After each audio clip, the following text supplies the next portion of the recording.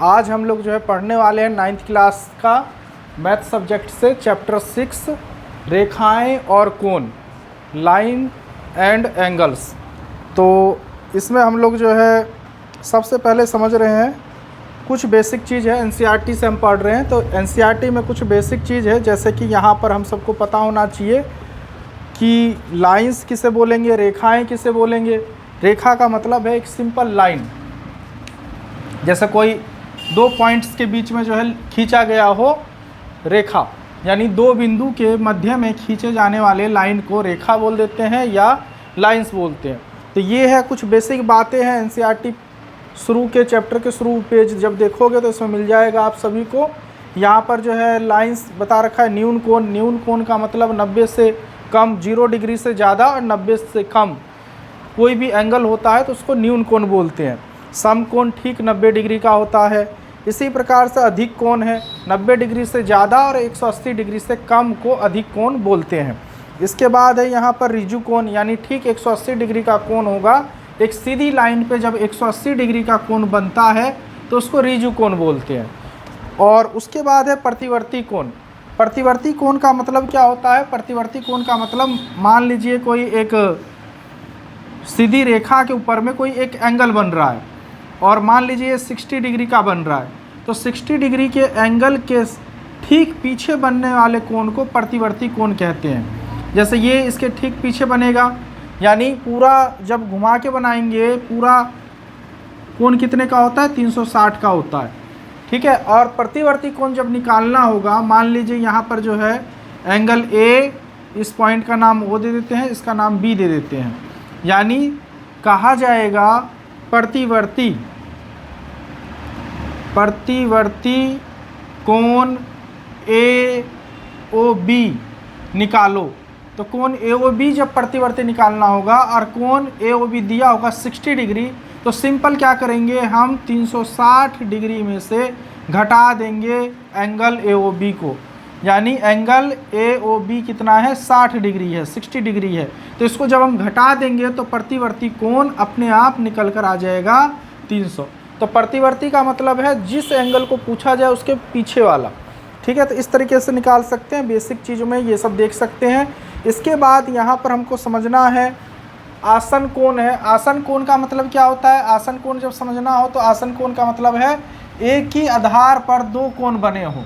जैसे मान लीजिए ये है और ये है, तो ये यहाँ पर जो है दोनों एक ही आसन पे बना है, साथ में बना है, एक ही पॉइंट पर बना है, तो इसको क्या बोलेंगे? आसन कोण। आसन कोण बोलेंगे इसको। इसी प्रकार से यहाँ पर जो है बेसिक चीज़ों में आपको यहाँ पे एक रैखिक युग्म समझना है। तो रैखिक युग्म का मतलब क्या है कि एक सीधी लाइन पर जो है जितना मर्जी कोण बना लीजिए, सबका योग वो 180 डिग्री होगा। यानी रैखिक युग्म का मतलब है एक सीधी लाइन पर बनने वाले कोण, इसको बोलते हैं लीनियर पेयर। इंग्लिश में बोल देंगे लीनियर पेयर, हिंदी में बोलेंगे रैखिक युग्म। रैखिक युग्म इस तरीके से लिख सकते हैं। इसी प्रकार से यहाँ पर एक है शीर्षाभिमुख कोण। शीर्षाभिमुख कोण का मतलब क्या है? जैसे यहाँ पे मैं बना देता हूँ, दो लाइन जो है आपस में क्रॉस होकर कट कर रही हो एक ही पॉइंट पर, तो इसको हम क्या बोलेंगे? ये वाला कोण और ये वाला कोण हमेशा जो है बराबर होगा, इसको बोल देंगे शीर्षाभिमुख कोण।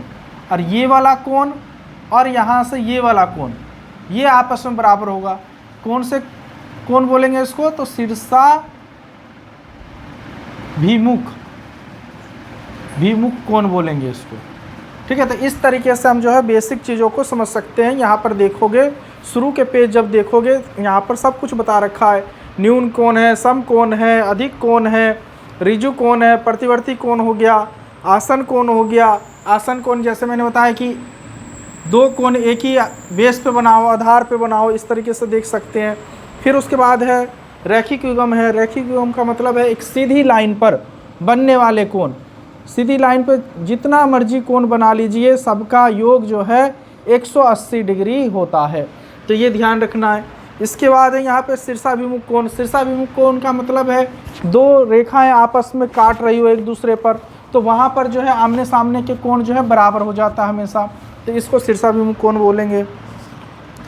अब यहाँ पर जो है कुछ बेसिक चीज़ें और भी यहाँ पे देख सकते हैं। प्रतिच्छेद रेखाएं, समांतर रेखाएं।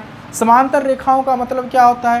पैरेलल लाइन बोलते हैं इसको। जैसे मान लीजिए दो लाइन है, आपस में कभी भी एक दूसरे को जो है टच नहीं होगा, काटेगा नहीं एक दूसरे को, यानी इनकी दूरी, इनके बीच की दूरी जो है बराबर होगा, इसको समांतर लाइन बोलते हैं। यानी इनकी दूरियां जो है हमेशा बराबर होगा। तो इस प्रकार के लाइनों को, रेखाओं को क्या बोलते हैं? समांतर, समांतर रेखा। ठीक है। इसी प्रकार से यहाँ पर और जब देखेंगे, प्रतिच्छेद रेखा का मतलब क्या है? दो रेखाएं, यानी दो रेखा आपस में इस तरीके से क्रॉस करके काटती है, इसको बोलते हैं क्या? प्रतिच्छेद रेखा। यानी शीर्षाभिमुख कोण भी बन जाएगा प्रतिच्छेद रेखाओं के बीच में। ठीक है ना, तो इस तरीके से उसको समझ सकते हैं। अब है यहाँ पर हम लोग जो है सीधा चैप्टर शुरू करते हैं 6.1।